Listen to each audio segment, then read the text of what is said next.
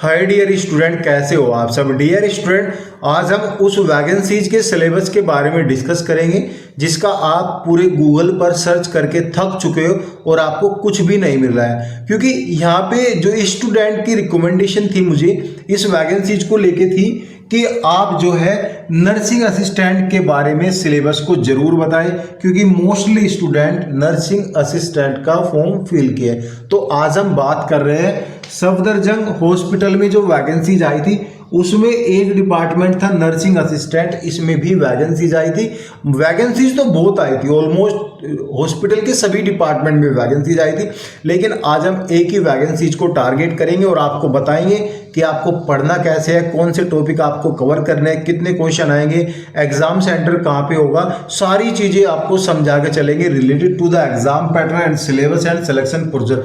अगर आपका फिर भी कोई डाउट रह जाता है तो आप कमेंट पिन कर सकते हो, तो मैं आपको समझा दूंगा। ये वीडियो मेरी बेसिक वीडियो होने वाली है जिसके बिहाफ पे अपना आप सिलेबस को स्टैंड कर सकते हो। बाकी जो इससे दूसरी वीडियो आएगी, अगर आपका रिस्पॉन्स अच्छा रहा तो डेफिनेटली जो सेकंड वीडियो आएगी इसकी डिटेल्ड में सिलेबस को लेके वीडियो आएगी जो सभी टॉपिक को कवर करेगी। ठीक है, यहाँ पे हम बात करेंगे सबसे पहले एजुकेशन की, क्योंकि बहुत सारे स्टूडेंट यहाँ पे जो है डाउट में है कि मेरे पास तो एक्सपीरियंस भी नहीं है, तो एक्सपीरियंस से रिलेटेड कोई क्वेश्चन आएगा। बहुत सारे स्टूडेंट ऐसे डाउट में है कि मेरे पास तो एक्सपीरियंस है फर्स्ट एड का, मेरे पास कोई सर्टिफिकेट नहीं है, तो यहाँ पे सर्टिफिकेट से क्वेश्चन आएगा।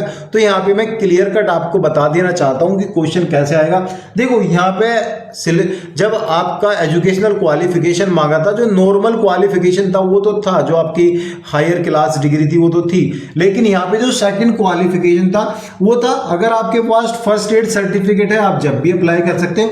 अगर ये भी नहीं है, 50 बेड का आपके पास एक्सपीरियंस है तो जब भी आप अप्लाई कर सकते हो। दोनों में आपका एक सर्टिफिकेट होना चाहिए था। ठीक है, देखो भाई, अगर आपके पास एक्सपीरियंस है तो आपका सिलेक्शन हुआ है और आपने इन वैकेंसीज का फॉर्म भरा है, तो कहीं ना कहीं आपका selection as a 12th base, as a 10th base यहाँ पे हुआ है, क्योंकि आपके पास फिर 50 बेड का एक्सपीरियंस है तो नॉर्मल एक्सपीरियंस ही आपके पास होगा।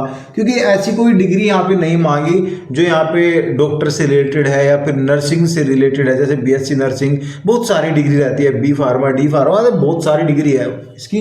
तो फर्स्ट एड का भी एक नॉर्मल सर्टिफिकेट होता है, कोई इतना बड़ा हवा नहीं होता कि यहाँ पे कोई आपका ज्यादा पढ़ना होता है। ये एक नॉर्मल 1 ईयर या 2 ईयर का सर्टिफिकेट होता है। तो इसमें अगर हम देखें तो दोनों को मिला के कॉमन क्वेश्चन आने वाला है और आप क्लियर कर सकते हो। अगर आपने पढ़ा है तो क्लियर कर सकते हो, नो डाउट। तो एक्सपीरियंस का कोई मैटर नहीं करता, या फिर यहाँ पे जो आपका सर्टिफिकेट है वो भी कोई मैटर नहीं करता। ठीक है, देखो नोट, यहाँ पे एक लाइन लिखी है, इवन जो सभी पोस्ट है, जो सभी पोस्ट आई है, नोट में एक लाइन लिखी है, the syllabus for the examination will be the syllabus for the qualifying examination. यानी जो आपका पासिंग पाठ्यक्रम है, यानी जो भी आपके पास डिग्री, डिप्लोमा, सर्टिफिकेट है, कोई सा भी पाठ्यक्रम का आपके पास सर्टिफिकेट है, उसी पाठ्यक्रम के अनुसार यहाँ पे आपका सिलेबस रहने वाला है। मेरा कहने का मतलब है, कॉमन मैं आपको समझा देता हूँ, आपने BSc किया है तो BSc से रिलेटेड क्वेश्चन आएगा। ऐसे क्वेश्चन नहीं आएंगे कि GK GS के क्वेश्चन आएंगे, मैथ जनरल अवेयरनेस के क्वेश्चन आएंगे,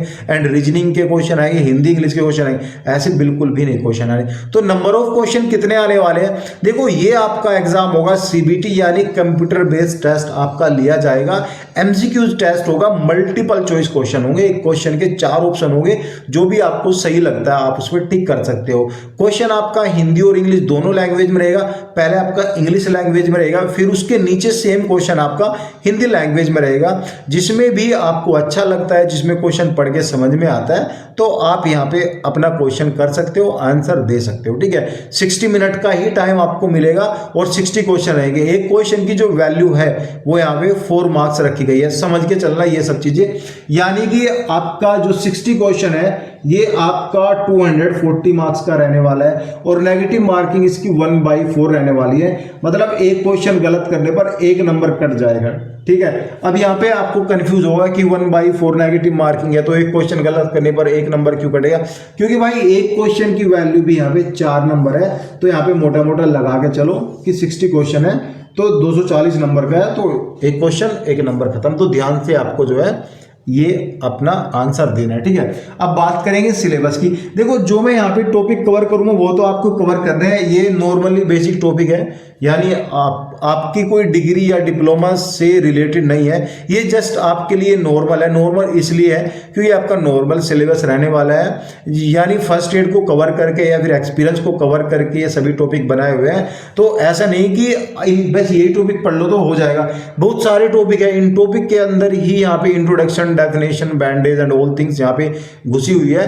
तो यहाँ पे पढ़ना तो टफ है थोड़ा सा, लेकिन अगर आप अच्छे से पढ़ोगे तो सही रहेगा, तो बेस्ट रहेगा, ठीक है। ये देखो यहाँ पे फर्स्ट है अबाउट फर्स्ट एड की, फर्स्ट एड के बारे में बताओ, इंट्रोडक्शन बताओ, बैंडेज के बारे में बताओ, कंटेंट क्या क्या होता है वो सब चीज़ें बताओ, क्यों हम फर्स्ट एड कैरी करते हैं और ये हमारी लाइफ में जरूरी क्या, फंडामेंटल्स क्या, ये सब चीज़ें आएगी। फर्स्ट एड एंड लॉ के क्वेश्चन आएंगे, बेसिक सीपीआर के भी क्वेश्चन आएंगे। बेसिक सीपीआर ऑलमोस्ट अगर हम कहीं नॉर्मल ट्रेनिंग कर रहे हैं तो हमको भी ट्रेनिंग दे दी जाती है बेसिक सीपीआर की, तो बेसिक सीपीआर है, ज़्यादा कुछ हार्ड नहीं, कोई रिक्वायरमेंट नहीं इनकी, ठीक है। मैनेजिंग एंड इमरजेंसी, इमरजेंसी को कैसे मैनेज करते हो आप, यहाँ पे जो है पेशेंट कैसे मैनेज करते हो, और यहाँ पे जो है आपका रिकवरेबल पोजीशन भी रहेगा, आपका हाइजीन एंड हैंड वॉश भी रहेगा, ठीक है।